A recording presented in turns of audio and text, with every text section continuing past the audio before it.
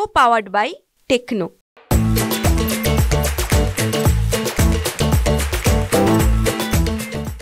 भाजपचे प्रदेशाध्यक्ष चंद्रशेखर बावनकुळे सर आपल्या सोबत आहे. सर काय सांगणार? खूप खूप अभिनंदन तुमचं TV9 कडून. पहिल्या यादीत तुमचं नाव. मी माननीय आमचे पंतप्रधान नरेंद्र मोदीजी, आमचे राष्ट्रीय अध्यक्ष जगतप्रसाद नड्डाजी, देशाचे आमचे गृहमंत्री अमित शहाजी आणि आमचे सर्व केंद्रीय नेतृत्व आणि माननीय आमचे नेते देवेंद्रजी, या सर्वांचं मी आभार मानतो. या ठिकाणी पहिली 99 उमेदवाराची यादी भारतीय जनता पक्षाने आज महायुतीमध्ये जाहीर केली आहे. तुमच्या नावाबद्दल गेल्या वेळेस तुमचं नाव नव्हतं, यावेळेस पहिल्या यादीत तुमचं नाव. पुन्हा एकदा पक्षानं तुमच्यावर विश्वास आहे की पक्ष हा वेळोवेळी आपला पद्धतीने जबाबदारी देत असतं.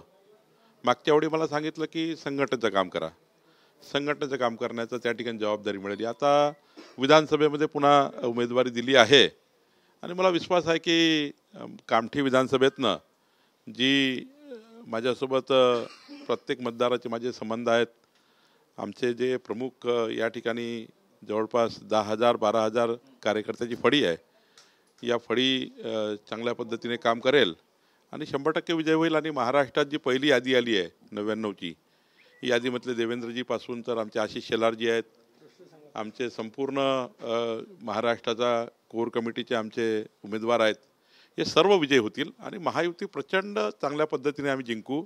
आणि महाराष्ट्रात डबल इंजिन सरकार हे केंद्रातलं आमचं सरकार आहे. महाराष्ट्रातसुद्धा 14 कोटी जनतेच्या विकासाचं सरकार येईल आणि निश्चितपणे आम्ही चांगलं काम करू. तुमच्या उमेदवारीमुळे जल्लोष सुरू झालेला आहे मतदारसंघात. तुमच्या घरीही लोकांची गर्दी वाढायला लागलेली आहे. जल्लोष करताय? नाही, मागच्या 15 वर्ष मी आमदार होतो इथे, त्यामुळं प्रत्येकाच्या भावना आहेत की या ठिकाणी जल्लोष केला पाहिजे. पण मी सांगितलं आहे फार जल्लोष करू नका. शेवटी पक्षाने जबाबदारी दिली, आता निवडून येण्याची जबाबदारी आहे, कार्यकर्त्यावर जबाबदारी आहे. मी निवडणूक कार्यकर्त्याच्या भरोशावर लढणार आहे, कारण मी महाराष्ट्रात पूर्ण वेळ प्रवासात असणार आहे आणि त्यामुळे कार्यकर्तेही निवडणूक लढणार आहेत. पहिली लिस्ट भाजपची आली, प्रमुख नेते, काही सरप्रायझिंग डिसिजनसुद्धा पक्षाकडनं यावेळेस तिकीट वाटप करताना घेण्यात आलेले आहे. नाही, केंद्रीय पार्लमेंटरी बोर्ड जेव्हा निर्णय करतं तेव्हा काही मेरिट असतात. काही ठिकाणी पक्षाला असं वाटतं की यांना उमेदवार दिल्यामुळं आपला पक्ष जिंकू शकतं. त्यामुळे जे काही निर्णय झाले ते सर्वांनीच त्या ठिकाणी हे पुढं न्यायचे असतात. जे काही निर्णय झाले आहे, ज्यांना उमेदवारी मिळाली आहे त्यांना शुभेच्छा आहे, त्यांनी जिंकायचंच आहे. पण ज्यांना उमेदवारी मिळाली नाही त्या सर्वांनी पक्षाचं काम करून, शेवटी पक्ष महत्त्वाचा आहे आणि त्यामुळं आपलं सरकार आलं पाहिजे, 14 कोटी जनतेचा विकास झाला पाहिजे, याकरता आम्ही काम करणार आहोत. त्यामुळे उमेदवारी मिळाली त्यांचं अभिनंदन आहे, ज्यांना नाही मिळाली त्या सर्वांनी म्हणून आम्हाला एकत्रित पुढं न्यायचं आहे आणि काम करायचं आहे.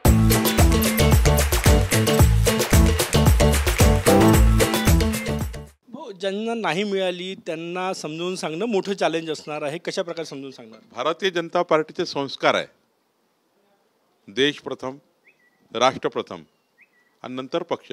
पक्षाने जो निर्णय घेतला त्याला घेऊन समोर जातात. त्यामुळं एखाद्याला उमेदवारी मिळाली की नाही मिळाली हा काही मोठा त्या ठिकाणी आक्रोश नसतो.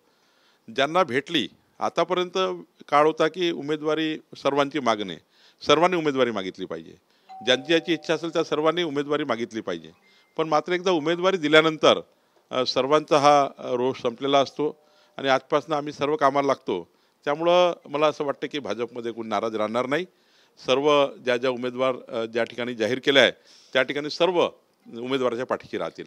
म्हणजे महाविकास आघाडी काँग्रेसची आज लिस्ट येणार होती, परंतु भाजपनं नंबर मारला लिस्टमध्ये. काय सांगणार? नाही, भारतीय जनता पार्टी ही आमची राज्य पार्लमेंटरी बोर्ड, राज्य निवडणूक समिती, केंद्रीय पार्लमेंटरी बोर्ड, आम्ही सर्व प्रक्रिया पूर्ण केल्या आहेत. आणि महाविकास आघाडीमध्ये भांडणं आहेत, इतके भांडणं आहेत की काही दिवसांनी मारापिटी दिसायला बघेल तुम्हाला. म्हणजे मारताना दिसतील, एकामेकाला कपडे फाडताना दिसतील, इतका त्याच्यात महाविकास आघाडीमध्ये रोष आहे. कारण विचारांनी एक आले नाही आहे, ते द्वेषापोटी एक आले आहेत. आमचा द्वेष, आमच्या पक्षाचा द्वेष, मोदींचा द्वेष, अमितभाईचा द्वेष, द्वेषाकरतात एकत्र आले आहे. महायुती देश आम्ही विकासाकरता एकत्र आहोत. एकनाथ शिंदेजी आमचे मुख्यमंत्री आहे, महाराष्ट्रात आम्ही विकासाकरता 14 कोटी जनतेच्या विकासाकरता मोदीच्या नेतृत्वामध्ये आम्ही पुढे जातो आहे.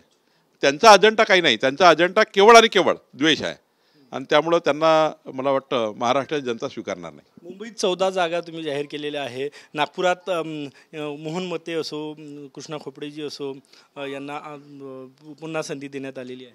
नाही, हे सर्व उमेदवार जे आहे आम्ही राज्याच्या शिफारसीने केंद्रीय पार्लमेंटरी बोर्डाने अंतिम केले आहे. त्यामुळं सर्वांनी चांगल्या पद्धतीने निवडून येण्याकरता आम्हाला काम करायचं आहे. केंद्रीय पार्लमेंटरी बोर्डाने घेतलेला निर्णय हा सर्वांनी ज्यांना मिळाली तिकीट त्यांचं अभिनंदन करून बाकी जे ज्यांना मिळू शकली नाही त्या सर्वांनी म्हणून आता आम्हाला जिंकवण्यासाठी काम करायचं आहे. कुठल्या कुठल्या निकषावर ही उमेदवारी देण्यात आलेली आहे? कारण की खूप सारे सर्वे झाले, मंथन झालं आणि त्यानंतर उमेदवारी जाहीर केली. केंद्रीय पार्लमेंटरी बोर्ड निर्णय करतं आणि त्या निर्णय करताना महत्त्वाचा असतो जनमताचा अभ्यास करण्यात येतं. कार्यकर्त्याचं म्हणणं काय आहे, जनतेचं म्हणणं काय आहे, उमेदवाराबद्दलची त्यांची जे काही असेल असं सर्वेक्षण केंद्रीय पार्लमेंटरी बोर्ड करतात. नंतर उमेदवाराचा निर्णय होतो. जे नाराज आहेत ते बंडखोरी करण्यापासून रोखण्याचं चॅलेंज आहे. काही बंडखोरी होऊ शकतात, त्याचा कसा सामना करणार? मला वाटत नाही की आमच्या पक्षामध्ये संस्कारमय पक्ष आहे आणि पक्षाकरता काम करणारे कार्यकर्ते आहे, विकासाकरता काम करणारे कार्यकर्ते आहे. महाराष्ट्राचा विकास झाला पाहिजे हे कार्यकर्त्यांना नेत्यांना वाटतं. त्यामुळे आमच्याकडे फार बंडखोरीचा दिसत नाही. काही जागा अजूनही होल्डवर ठेवण्यात आलेल्या आहेत, त्याबाबत कधी निर्णय होईल? लवकरच निर्णय होईल. दुसरी यादी येईल, काही वेळा तिसरी यादी येऊ शकेल. पण जे काही महायुतीमध्ये आमची चर्चा व्हायची आहे, काही महायुतीमध्ये आमच्या जागा, काही अजितदादा, काही एकनाथजी, काही आम्ही, असे निर्णय काही ठिकाणी व्हायचे आहे. त्यामुळे दुसरी यादीसुद्धा लवकरच येईल. उमेदवारी जाहीर करून पहिला नंबर मिळवला, कारण की 6 पक्षापैकी पहिली यादी भाजपची आली. पुढची रणनीती कशी असणार आहे एकूणच निवडणुकीची? कारण की चुरशीची निवडणूक आहे. एकच रणनीती असणार आहे. महाराष्ट्रामध्ये महायुतीचं सरकार मोदींच्या नेतृत्वात आणणे आणि हे सरकार 14 कोटी जनतेकरता काम करेल पुढचे 5 वर्ष. याकरता आम्ही जनतेमध्ये जाणार आहे. हार्ट टू हार्ट आणि मॅन टू मॅन बूथवर आम्ही आपला प्रचार करणार आहे. यावेळचा प्रचार हा जास्तीत जास्त आम्ही मतदान केंद्रावर प्रत्येक घरी जाऊन आम्ही आमचं सरकार हे मुख्यमंत्री माझी लाडकी बहीण योजना पुढे 5 वर्ष सुरू ठेवण्याकरता, आमचं सरकार हे शेतकऱ्यांना वीज बिल माफी पुढं ठेवण्याकरता, आमचं सरकार पीक विमा योजना 1 रुपयात देणे, आमचं सरकार लखपती दीदींना न्याय देणे, असा आमचा जो महत्त्वाचा रोजगार, युवा, शेतकरी, शेतमजूर, महिला बहिणी याकरता काम करणारं सरकार आम्ही या ठिकाणी आणण्याचा प्रयत्न करणार आहोत. आणि मला विश्वास आहे महाराष्ट्राची जनतेवर की महाराष्ट्राची जनता ही महायुतीला मतदान करेल.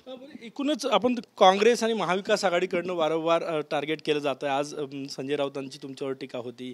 काय वाटतं एकूणच ही निवडणूक जी आहे ती एकदम चुरशीच्या लेवलला सुरुवातच त्याची विस्फोटक व्हायला लागलेली? नाही, महाविकास आघाडी ही आत्तापासून आपला पराजय स्वीकारत आहे. कधी ते EVMवर बोलतात, कधी मतदार यादीवर बोलतात. त्यांना आता खरं तर महाविकास आघाडीचं जे अजेंडा आहे तो अजेंडाच त्या ठिकाणी हा होता की भाजपाला हरवणे. लोकसभेत त्यांनी खोटं बोलले, लोकसभेत खोटं बोलून मतं घेतले. लोकसभेत मागासवर्गीय समाजाला म्हटलं की मोदीजी संविधान बदलणार आहे, खोटं बोललेत. आदिवासीला सांगितलं आरक्षण बदलणार आहे, खोटं बोलले. महिला बहिणींनी सांगितलं 8,500 खटाखट देऊ, खोटं बोलले. खोटं बोलून मतं घेतले. आता काही खोटारडेपणा चालणार नाही. आता खऱ्यांचं खरं होणार आहे, खोट्याचं तोंड काळं होणार आहे. महाविकास आघाडीचं घमासान सुरू आहे काही जागांवर. ठाकरे गट आणि काँग्रेसमध्ये संघर्ष आहे. दुसरीकडे भाजपने यादी पण जाहीर केली. मी महाविकास आघाडीत सांगतो, कपडे फाडतील कपडे आणि एक दिल के तुकडे हुए 1000, एक कहा गिरा और एक कहा गिरा, अशी परिस्थिती होणार आहे. शेवटचा प्रश्न. 2019ला तुम्ही कामठीमधून टेकचंद सावरकर यांना संधी दिली होती. यावेळेस पुन्हा पक्षानं तुमच्यावर विश्वास टाकला. कसा विजय आणि यात श्रेय कोणाला देणार यासाठी? कामठी विधानसभेचे मतदार आणि कामठी विधानसभेचे भारतीय जनता पार्टी आणि महायुतीचे कार्यकर्ते हे प्रचंड माझ्यावर प्रेम करणारे आहे. आणि टेकचंद सावरकरजींनाही मागच्या वेळी त्यांच्यावर प्रेम केलं, त्यांना निवडून दिलं. यावेळी टेकचंदजीला उमेदवारी मिळू शकली नाही, यावेळेस मला दिली. टेकचंदजी असो, मी असो, आमचे अनिल निधानजी आहेत, अजय बोडारीजी आहेत, आम्ही सर्व मिळून, आम्ही जे काही नेते आहेत या ठिकाणी सर्व मिळून या ठिकाणी महाराष्ट्र म्हणजे कामठी विधानसभा जिंकणार. सावरकर काही नाराज आहे काही समज? मला वाटतं शेवटी तिकीट न मिळाल्यावर काही ना काही वाटतंच, पण मला वाटतं की आम्ही असे संस्कारातले कार्यकर्ते आहोत की आम्ही एकत्र आहोत. खूप खूप धन्यवाद. हे होते भाजपचे प्रदेशाध्यक्ष चंद्रशेखर बावनकुळे. एकूणच कामठीमध्ये पुन्हा एकदा विजयाचा विश्वास त्यांनी व्यक्त केला आहे. कॅमेरामॅन साईसह गजानन माटे, TV9 मराठी, नागपूर. को पावर्ड बाय टेक्नो.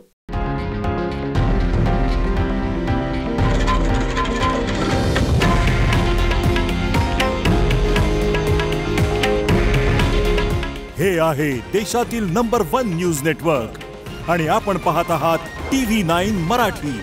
काळजी तुमची, हित महाराष्ट्राचं.